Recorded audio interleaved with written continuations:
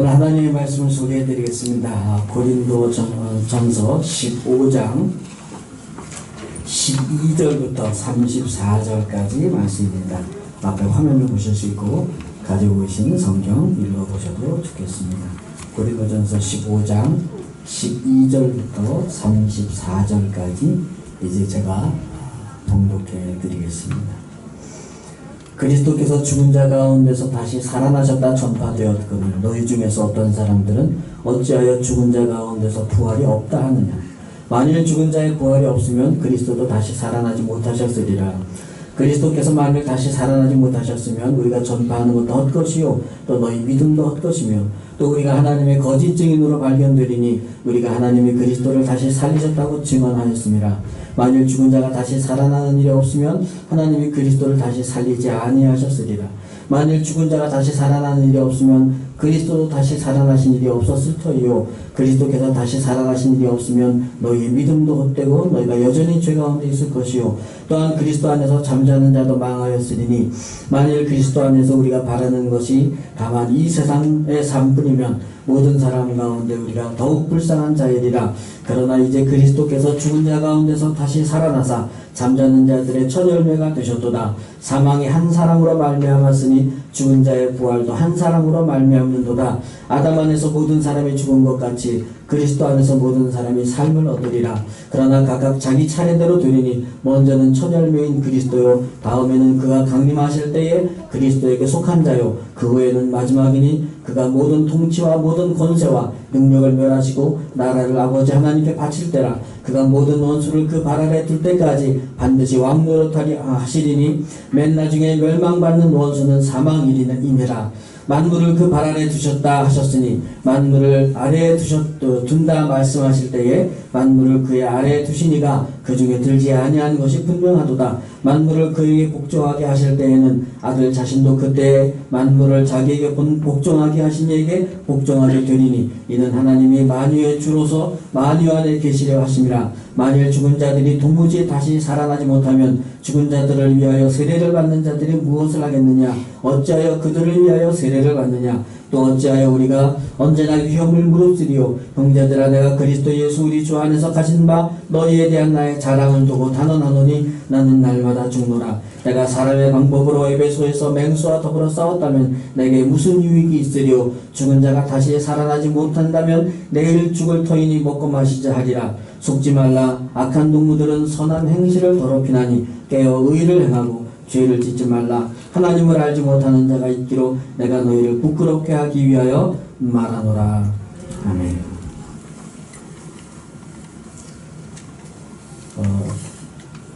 주중에 저에게는 되게 감사한 일들이 몇 가지가 있어서 소개를 해드립니다. 우리 전체는 아니었지만 우리 어제 오래간만에 인도로 청년들이 또 잠깐 모여서 이런저런 의논을 좀 할 일이 있었습니다. 오래간만에 또 이렇게 반갑게 대화를 했고 또 철저하게 방역을 하고 있습니다. 월요일 낮에 우리 카페에서 기타 배우는 모임이 다시 시작이 됐습니다. 서로 망설이고 그랬지만 아직 우리가 또 마스크 쓰고 그리고 이제 손 소독제도 다 철저하게 방역하면서 같이 모이고 있습니다. 위해서 또 기도해 주시기 바랍니다.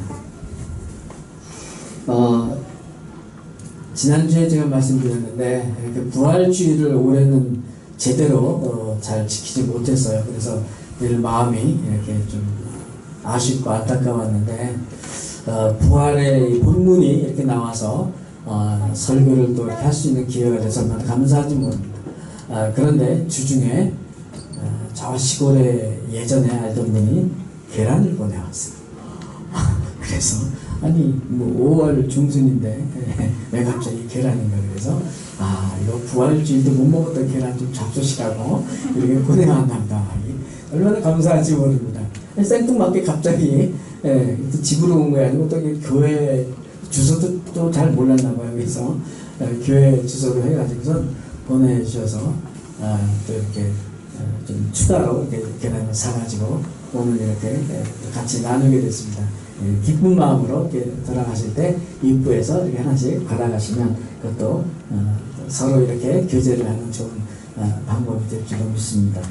이런 감사한 일들이 늘 있어서 사실은 많은 힘든 일들이 있지만 여러분들도 더 힘내시기를 또 주님의 이름으로 제가 축원을 합니다. 원래 부활 말씀에 대해서 한 4주 정도 제가 길게 준비를 했는데 너무 긴 것도 또 그런 것 같아서 오늘 본문이 좀 길잖아요. 두 번에 하나로 이렇게 줄이면서 좀 가능한 한 핵심적인 내용만 좀 소개를 좀 해드리겠습니다. 고린도 교회는 참 우리가 볼 때 교회로서는 참 여러 가지 문제가 많은 교회였어요. 서로 싸우질 않나, 이쪽 팀 저쪽 팀 나눠가지고 거의 편싸움 하듯이 그렇게 싸우는 교회였고, 또 뭐 여러 가지 문제들이 바깥에 소문도 안 좋게 나가지고 참 요즘 교회가 좀 자꾸 그런 일이 생기는 것처럼 고린도 교회도 그랬습니다. 그런데 부활에 대해서도 사실 다 믿지 못하는 사람들이 있었다는 거예요. 그래서 오늘 본문이 시작하는 건 이런 분위기입니다. 바울이 너희 중에 아직도 부활을 못 믿는 자들이 있다면서 이렇게 시작을 합니다. 부활이라는 것이 사실 우리 기독교 신앙의 가장 기본적인 거지만 이게 믿으면 확실하게 믿어지기도 하는데 이게 못 믿으면 참 이게 애매하기도 합니다. 제가 그걸 어떻게 알아요? 저희 다 하늘나라 가신 저희 부모님이 뭐 목회도 하시고 그랬지만 제가 젊었을 때 어렸을 때 그냥 배우죠. 예수님께서 살아나셨습니다. 그럼 네 알겠습니다. 그러고 배웠는데 조금 뭐 학교도 다닌다고 하고 머리도 좀 커지고 그러니까 진짜 이런 의심들이 생기죠. 그러다 보니까 이것저것 좀 따지게 되고 그래서 한동안 중간에는 부활에 대해서 뭐 아니라고 말하면 또 부모님한테 혼날지 모르니까 그건 뭐 잘 모르니까 고려해야겠다 뭐 이런 생각을 한 적도 있습니다. 물론 지금은 그것이 얼마나 저에게 감사한 일인지 그 믿음이 뭐 확실하게 생겨 나름대로 그렇게 살아가고 있지만 이 부활이라는 게 가장 근본적이면서도 동시에 굉장히 우리에게는 쉽게 믿습니다라고 확인을 하기 어려운 부분도 얼마든지 있습니다. 그런데 바울이 그런 것을 아주 예리하게 지적하는 거예요. 부활이 없다면 예수님도 부활을 하지 않으신 거고 그럼 우리는 지금 거짓말하고 있는 거짓말쟁이고 그럼 너의 믿음도 다 가짜고 죄용 싸움도 없는 거고 그러다가 뭐 믿는 자들이 죽으면 그냥 예수 믿는 건 다 무효니까 그냥 망하는 거다. 이런 얘기로 지금 시작을 합니다.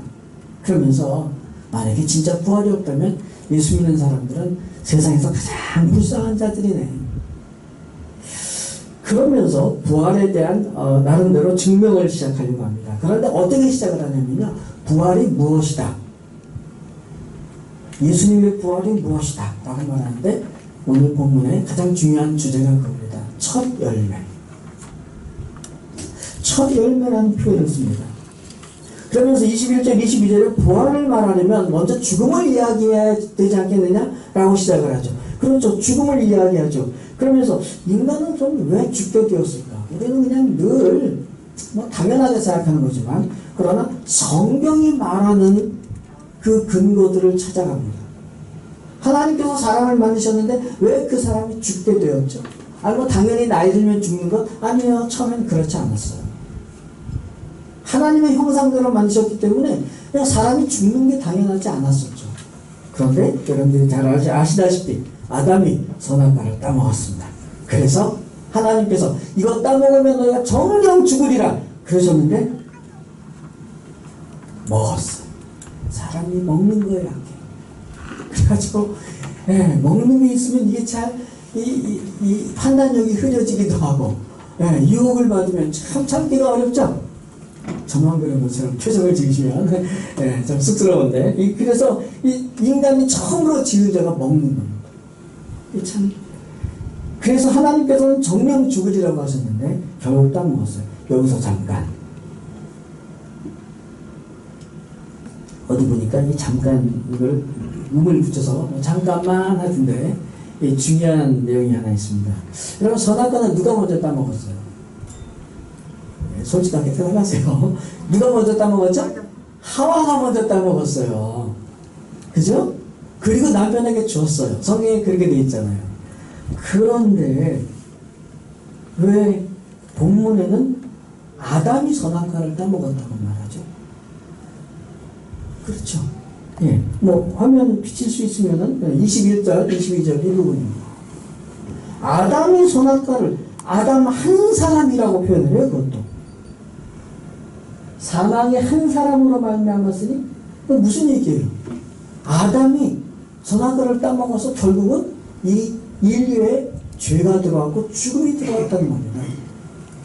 근데 왜 하와는 남자분들은 뭐 너무 이렇게 불만 같은 표정을 짓지 마시고, 지금 바울의 이 설명이 이 구약의 창세기 내용을 정말 성경적으로 말하고 있는 걸까요? 그래야죠. 바울이 지금 설명하고 있는 것이고, 이건 신약 성경에 기록된 거니까 맞겠지요. 이 설명이 틀린 거라면 우리는 우리의 믿음에 이제 좀 문제가 생기잖아요. 우리는 구약에 대한 이 바울의 설명을 통해서 성경적으로 본다는 게 무슨 뜻인지를 우리가 깨닫게 되는 겁니다. 무조건 글자 그대로 보는 게 성경적인 게 아니에요. 물론 대부분 그래요. 대부분은 정말 글자 그대로 우리가 이해하고 그것을 믿는 것이 많습니다. 그러나 전부 다 그런 것이 아니에요. 지금 바울이 아담 한 사람으로 말미암아 라고 말하는 것은 지난 시간에 설교 때 제가 말씀드렸습니다. 순서요. 순서입니다. 그러니까 아담과 하와를 지으셨을 때 하나님께서 자꾸 아담을 인류의 대표로 세우시는 것은 순서상으로, 그러니까 아담이 우월해서가 아니라, 하와가 뭔가 열등한 여자가 뭔가 좀 그런 존재라서가 아니라 순서를 외웠다고 말씀드렸죠. 그 순서는 우열의 문제가 아니라 순서의 문제이지만, 그러나 거기에는 대표성이 들어있습니다. 그래서 이렇게 뭐 부부가 있을 때든 어떤 모임이 있을 때든 거기에 대표가 있듯이, 그래서 하나님께서는 남자와 여자를 지으시고 그래서 대표는 남자가 해라 이렇게 하신 거죠. 그걸 순서라고 말하는 겁니다. 그러니까 바울은 지금 아담 한 사람이라고 이야기하는 것은 그 순서가 아담이고 그것은 대표성을 가지니까 책임은 누구에게 있다? 대표성을 가진 자에게 있다. 이 얘기입니다. 그렇지 않으면 바울이 이렇게 말하면 틀리는 거죠. 아담 한 사람으로 라고 말하면 안 되는 거잖아요. 성경을 성경적으로 본다는 것은 그런 의미들입니다. 그래서 이게 지금 바울이 이것을 설명하고 있고 우리가 지금 올바르게 이해하고 있는 것이 맞구나 라고 생각을 하게 됩니다. 다시 돌아와서 결국 지금 오늘 본문의 설명이 이겁니다. 아담이 불순종을 해가지고 온 인류로 하여금 죽음에 이르게 했다. 그런데 예수님께서 순종하셔서 온 인류로 하여금 생명에 이르게 만들었다는 겁니다. 생명에 이르게 만들었다. 그러니까 성경이 어떤 단어를 쓸 때 내가 알고 있는 그 단어하고 똑같다고 생각하시면 안 됩니다. 그러니까 생명에 이르게 하다. 아니 그냥 우리는 지금 생명을 가지고 살고 있잖아요. 그런데 생명에 이르게 하다라는 말을 쓸 때에는 그 생명은 그냥 숨 쉬고 목숨이 붙어있는 것이 아니라 죽음을 이기는 생명이라는 뜻입니다. 그래서 생명이라는 단어는 그냥 목숨이죠. 그냥 살아있는 어떤 그런 거라고 생각하기가 쉬운데 지금 본문은 바울이 설명을 할 때 생명에 특별한 의미를 부여하고 있어요. 그래서 이게 대화라는 게 어렵고 소통이라는 게 참 어려운 때가 많습니다. 그래서 이 문맥을 보면은 지금 바울은 이 생명은 죽음을 이기는 생명이라는 겁니다. 그거를 예수님께서 처음 보여주셨어요. 그래서 첫 열매라고 표현합니다. 그럼 다음 열매는 누구예요? 우리들이죠. 예. 예수님께서 재림하실 때 예수님을 믿는 모든 성도들이 다시 살아나는 겁니다. 그 살아남도 바로 죽음을 이기는 생명인 거예요. 그래서 둘째 열매가 되는 거죠. 그때는 어떤 때이며 어떤 일이 벌어지는 거. 갑자기 바울이 여기에 대해서 설명을 막 붙이기 시작합니다. 그때가 바로 세상의 마지막 때다. 그리고 그때는 어떤 일이 벌어집니까? 예수님께서 세상의 모든 권세들을 다 제거하시고 그리고 맨 마지막으로 무슨 권세를? 죽음의 권세를 정복하신다는 겁니다. 죽음의 권세를. 그러니까 부활하셨을 때 그 샘플로 보여주신 것이고 이제 이 세상 마지막 날에 둘째 열매로 우리 모두가 부활하게 될 그때에는 예수님께서 스스로 첫 열매가 되신 그 샘플을 우리에게도 적용시켜 주셔서 둘째 열매로 우리를 다 죽음을 이기는 생명을 갖게 만들어 주신다는 거죠. 이게 바로 부활의 의미입니다. 그래서 온 세상이 다 예수님의 나라가 된다는 겁니다. 그리고 그 나라를 아버지 하나님께 드린다. 이렇게 표현되어 있습니다. 여기서 잠깐만 또 한번 나와요. 지금 바울은요, 예수님의 부활의 그 첫 열매를 설명하다가 살짝 옆길에 빠집니다. 예수님이 첫 열매시고 마지막 때는 우리가 그 영광스럽게 둘째 열매가 되면서 그러면서 상상을 하는 거죠. 지금 본문의 표현들이 그런 시각으로 한번 읽어보십시오. 그 좀 더 이해가 되시는 그 내용들입니다. 그런데 그 영광스러운 모습, 예수님께서 재림하실 때 혹시 여러분들 그 액자에 그런 그림 보신 적 있으세요? 요즘은 그런 액자를 잘 안 걸어놓는데, 예전에는 그런 액자들 많이 걸어놨어요. 집에도 걸어놓고 식당에도 걸어놓고. 근데 어떤 화가가 그린 그림입니다. 재림의 날. 그래서 천문천사들이 위에 막 있고 밑에는 땅에 막 너무 시커먼 구름도 옆에 있고 막 그런 길잖아요. 그림이 있는데 그 화가의 상상으로 성경 본문을 근거로 해서 그릴 그림입니다. 여하튼 그 마지막 날에는 그렇게 천군 천사들과 함께 예수님께서 오신다는 거예요. 그때 성도들은 다 하늘로 불려 올림을 받고 불려 올림 받지 못한 자들은 다 지옥으로 떨어진다는 그 장면의 그림. 그런데 지금 바울은 그 상상을 하고 있는 것 같아요. 그래서 그 영광스러운 그 모습을 상상하면서 예수님의 나라가 임하고 예수님의 그 완전하신 통치가 이루어지는 그 나라, 그렇게 되면 어떤 일이 벌어져요? 죄가 없어지고 슬픔이 없어지고 고통과 눈물이 없어진다. 그런 것들이 다 제거가 되고 마치 지금 바울은 그 상상을 하면서 마치 황홀경이라도 빠진 듯이 천국을 그 막 상상의 그 내용을 지금 글로 쓰고 있는 그 내용이 오늘 본문에 이제 25절 이하에 나오는데요. 여러분 천국 한번 상상해 보셨어요? 사실 하루하루 살기도 바쁜데 천국까지 상상하기가 그리 쉽지는 않을 수도 있겠습니다만은 이런 비유의 말씀을 드린 적이 있습니다. 만약에 여러분들이 이사를 가게 돼서요, 아주 굉장히 좋은 집으로 이사를 가게 된다면 그 집 아직 이사 안 갔을 때 그 집 생각 안 하시겠어요? 하시겠죠. 예. 내가 거기 가서 살면은 뭐 인테리어는 어떻게 하고 가구 여기 있는 거 다 그냥 버리고 그냥 새 거 살까 뭐 여러 가지 그 집에 대한 생각들을 많이 한다는 겁니다. 천국 가시는 것도 그렇게 될 수 있을 것 같아요. 정말 만약에 내가 이 세상의 이 모든 힘든 고해와 같은 세상을 다 살고 나서 천국에 가게 된다면, 야, 그 천국 가면 나는 어떻게 될까? 거기는 어떤 곳일까? 그 예수님의 사랑, 하나님의 사랑이라는 것이 어떤 것일까? 또 막연하긴 하지만 사실은 많은 생각을 하게 될 것 같습니다. 저도 자주는 아니더라도 제가 한번 큰 수술을 한 이후에는 훨씬 더 그 이전보다 천국에 대한 생각을 많이 하게 되는 것 같아요. 어떨 때는 거기 우리 부모님이랑 형님도 가 계실 텐데 뭐 보면 하나님 계실 것 같기도 하고 그런 생각들을 하기도 합니다. 먼저 가신 분들이 우리를 기다리실 것 같고, 하여튼 바울은 그러면서 이야기를 합니다. 이래도 부활을 못 믿겠느냐 막 그래요. 그런데 사실 이렇게 설명해가지고는 충분히 부활, 그럼 믿을만 합니다 이렇게 말하기가 좀 어렵잖아요. 뭐 증명할 수 있는 것도 아니고. 그래서 부활이 있으니까 이렇게 미래가 있고 그 결과가 이렇다 이런 말을 열심히 하기는 합니다만은 저는 이런 설명들도 제가 젊었을 때는 잘 이해가 되지 않았어요. 아니 뭐 이렇게 설명한다고 부활이 뭐 믿어질까? 요즘에는 정반대가 되죠. 이런 설명이 얼마나 감동적인지 모릅니다.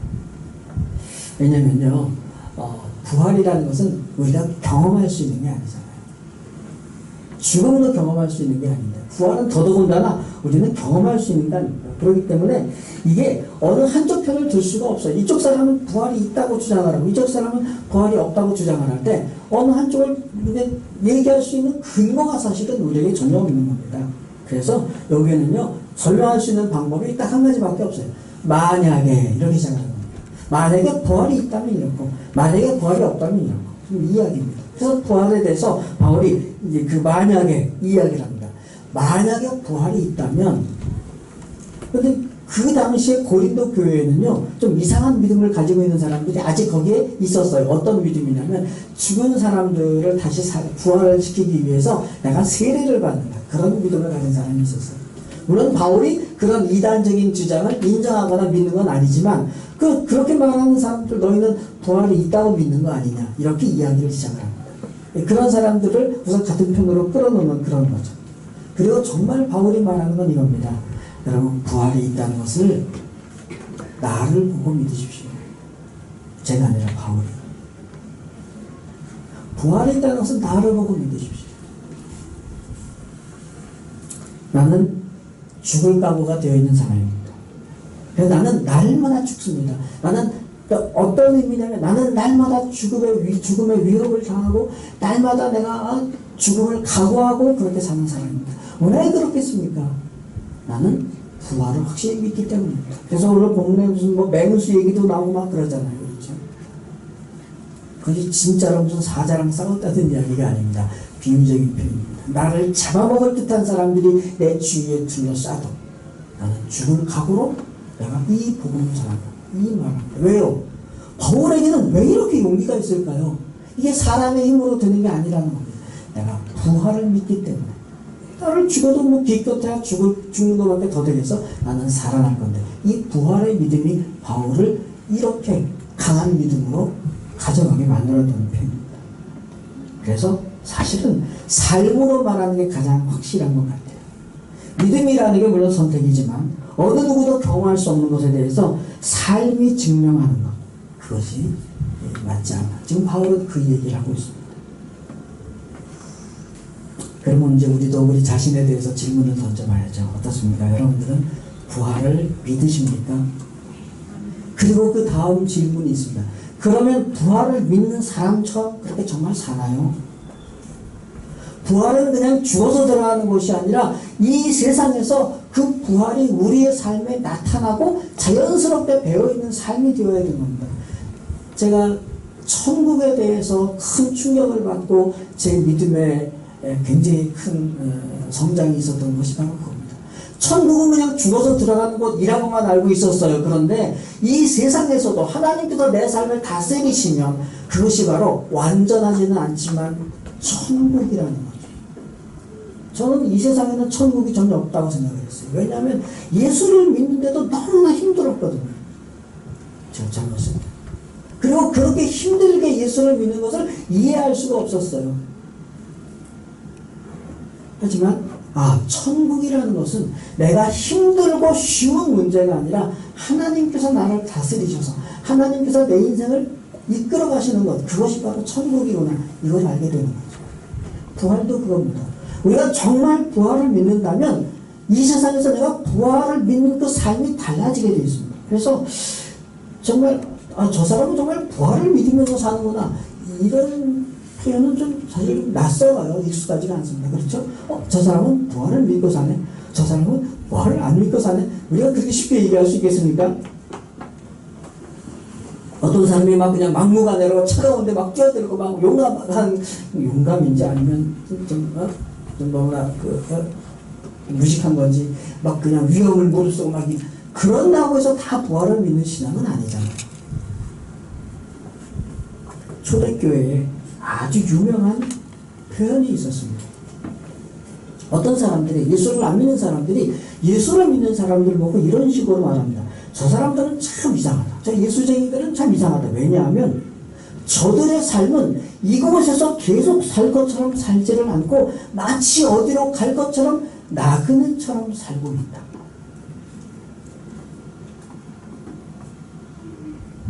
이게 바로 부활을 믿는 믿음의 삶입니다.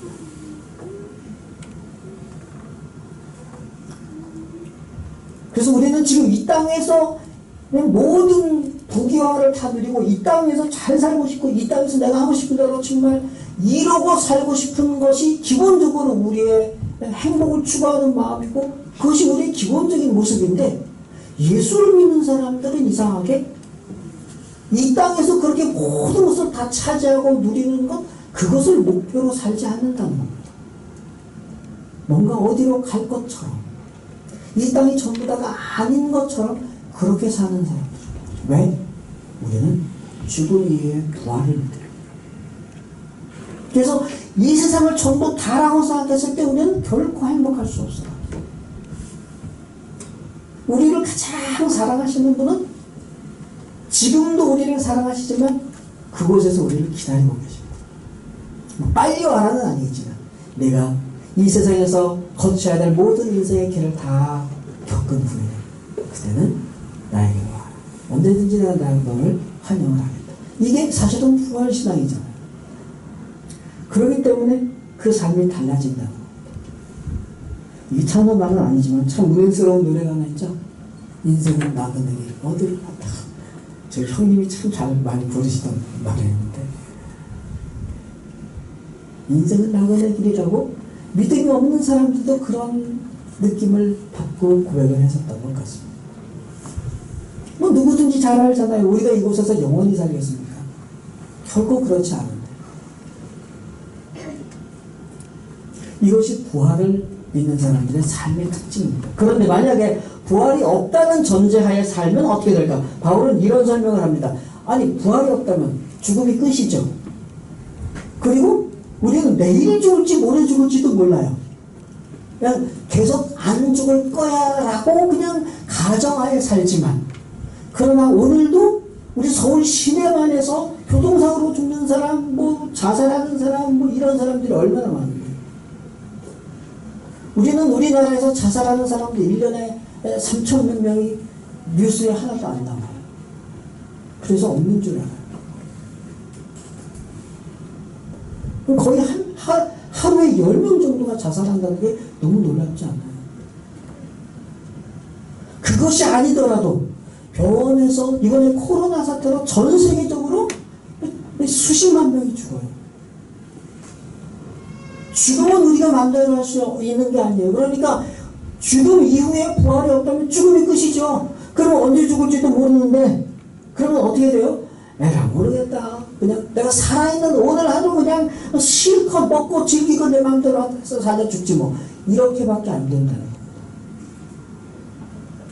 그러니까 부활이 있다는 믿음과 부활이 없다는 믿음 둘 중에 어느 쪽을 선택하면 살겠는가?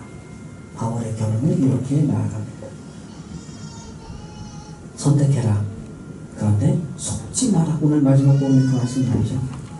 나쁜 친구들은 좋은 인생을 망가뜨려요. 정신 차리고 살아야 됩니다. 죄지지 말고 올바르게 살아야 된다.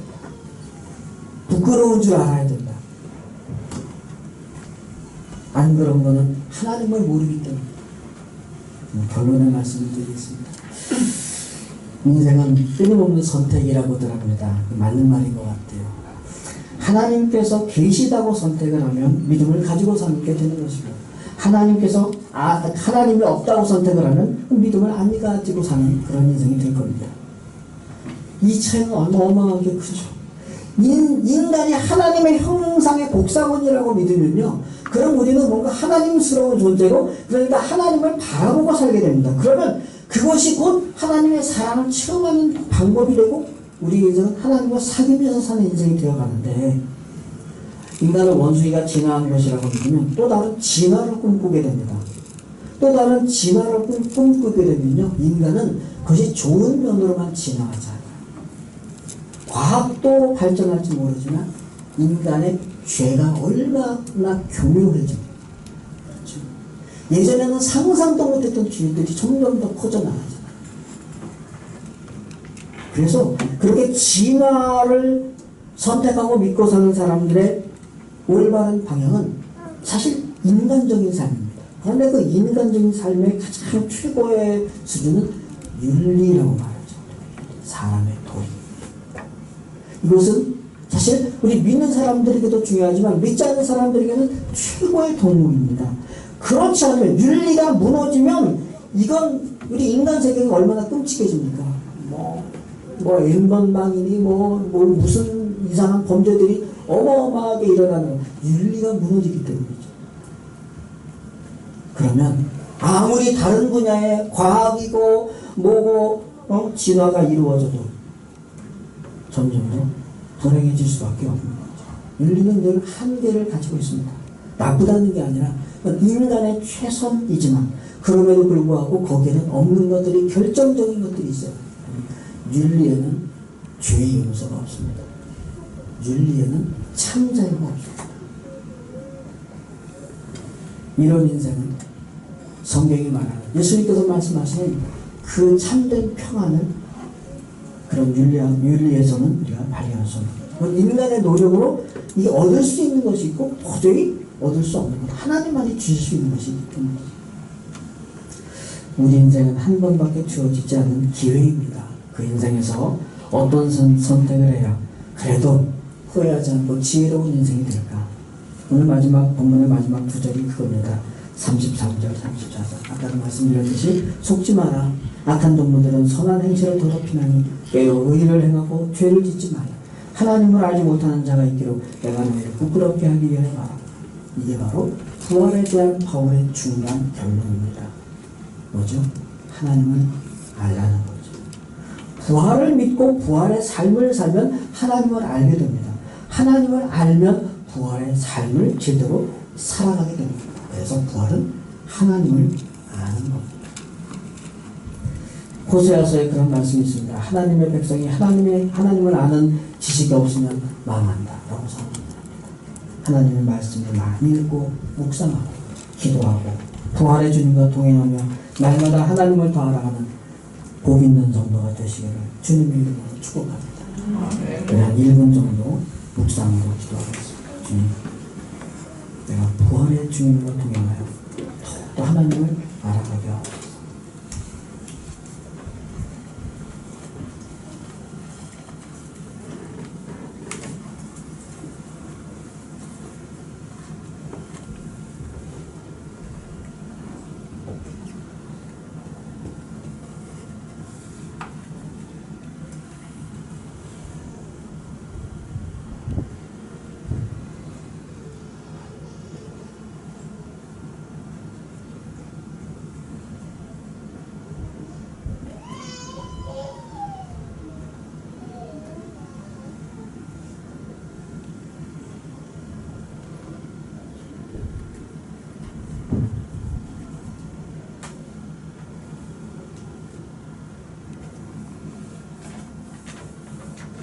기도하겠습니다. 주님, 우리가 함께 모여서 주님을 예배할 수 있는 것이 얼마나 감사한지 모릅니다.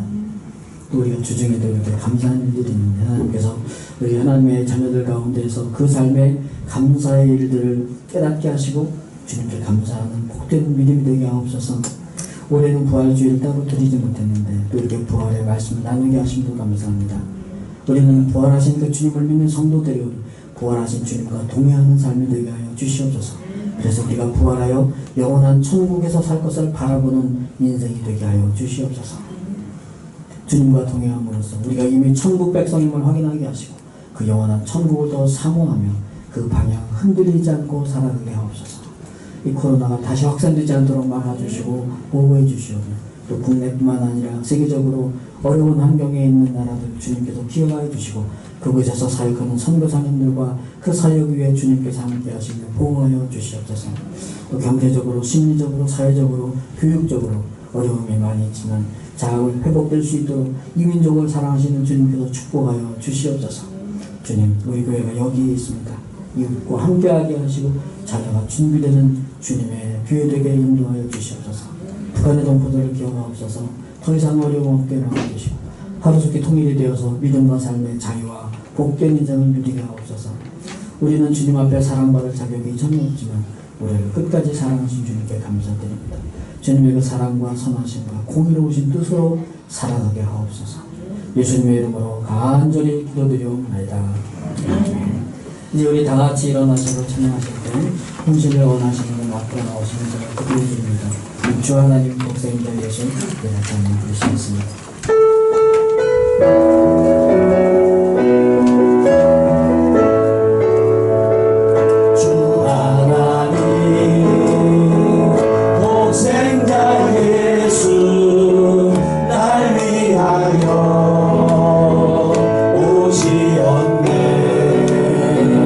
내 모든 죄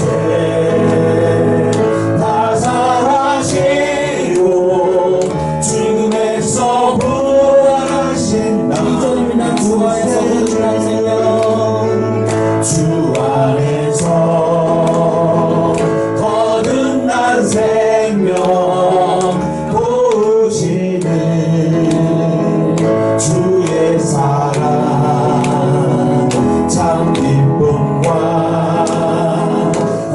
관심 가지고 예수님의 도심을 믿으며 살래.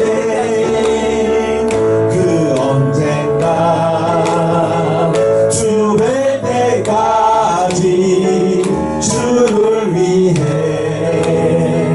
싸우리라. 승리의 길 멀고 험해도 주님께서 나의 앞길 지켜주시네. 살아계신 주 나의 참된 소망 걱정 근심 전혀 없네. 사랑의 주 내 갈 길 인도하니 내 모든 삶의 기쁨 늘 충만하네. 지금은 우리를 원하신 우리 주 예수님의 그 놀라우신 은혜와 아버지 하나님의 끝이 없으신 사랑하심과 성령님의 감동함과 교통 충만하심, 오늘 주님 앞에 나와 예배드리는 모든 신령과 우리에게 소속되는 모든 신령들, 그 가족과 권속들 머리머리 지금으로부터 영원토록 함께 계실지어다.